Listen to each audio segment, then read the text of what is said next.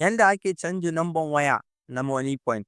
To yanda za ka yi da farko ba app ɗinka za ka shiga ba, za ka shiga gurin browsing ne sai ka saka atm.moneypi.com a misali.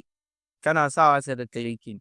In ya kawo ka, bayan ka clicking zai kawo ka. In ya kawo ka, in number waya kake amfani da shi za ka sa.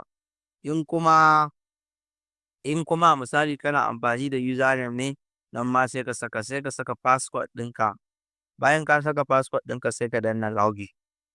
Bayan ka danna login zai processing, bari nuna muku yadda za ku yi. Gashi nan yana kan yi. Bayan ya kawo sai ka shiga wannan, saboda ina da account ne na POS da yawa shi yasa ya nuna mu, amma ba zan shiga guda ɗaya ka ga yadda ake yi. Sai ka clicking kamfanin account ɗin. Bayan ka clicking zai kawo kamar haka. To in ya kawo sai ka danna dot ɗin nan guda 3.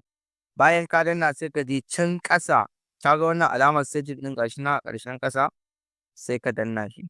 Ka ga ya kawo, ka ga sai ka danna gurin security.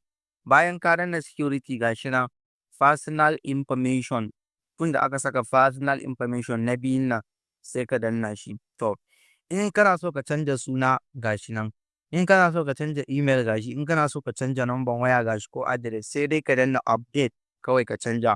Yanda ake yi kenan.